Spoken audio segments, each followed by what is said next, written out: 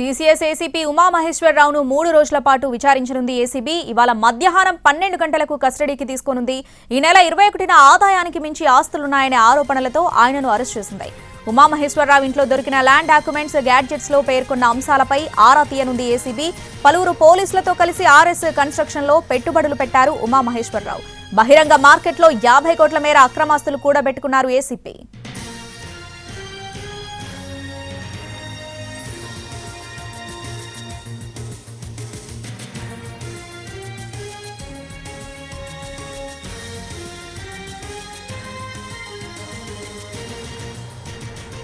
CCS ACP ఉమామహేశ్వరరావును 3 రోజుల పాటు విచారించనుంది ACB. ఇవాళ మధ్యాహ్నం 12 గంటలకు కస్టడీకి తీసుకోనుంది. ఈ నెల 21న ఆదాయానికి మించిన ఆస్తులున్నాయనే ఆరోపణలతో ఆయనను అరెస్ట్ చేసింది. ఉమామహేశ్వరరావు ఇంట్లో దొరికిన ల్యాండ్ డాక్యుమెంట్స్, గ్యాడ్జెట్స్ లో పేర్కొన్న అంశాలపై ఆరా తీయనుంది ఏసీబీ. పలువురు పోలీసులతో కలిసి ఆర్ఎస్ కన్స్ట్రక్షన్ లో పెట్టుబడులు పెట్టారు ఉమామహేశ్వరరావు. బహిరంగ మార్కెట్లో 50 కోట్ల మేర అక్రమాస్తులు కూడబెట్టుకున్నారు ఏసీపీ.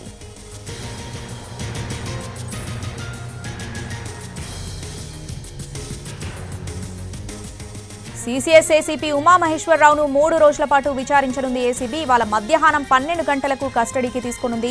పూర్తి అప్డేట్స్ మా crime input editor Ramesh Vaitla phone ద్వారా అందిస్తారు. రమేష్ వైట్ల, మొదటి రోజు విచారణలో భాగంగా ఎట్లాంటి అంశాలపై విచారించనున్నారు ఏసీపీని? డీటెయిల్స్ ఏంటి?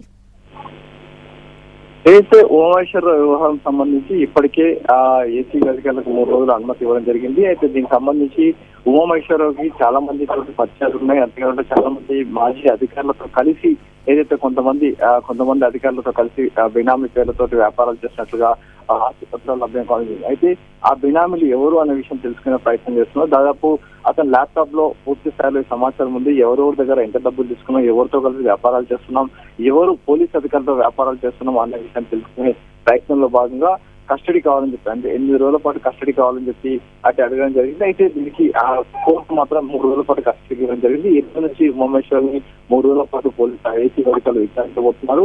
ఆ విచారణలో చాలా కీలక అంశాలు రాబట్టబోతున్నారు. ఎందుకంటే బినామీ పేర్లతోటి వ్యాపారాలు చేశారు. ఆ బినామీ పేరుతోటి సందీప్ అనే వ్యక్తి ఒక పేరుతోటి పెద్ద ఎత్తున వ్యాపారాలు చేశారు. బినామీ పేరుతోటి ఆంధ్ర తెలంగాణలో ఆస్తులు కొనుగోలు చేశారు. కాబట్టి వీటన్నిటి సంబంధించి ఆ బినామీలు ఎవరు అనే విషయం తెలిసే పనిలో అటు ఏసీ అధికారులు ఈ నేపథ్యంలోనే 3 రోజుల పాటు అటు ఏసీ అధికారులు ఉమామహేశ్వరరావును విచారించబోతున్నారు.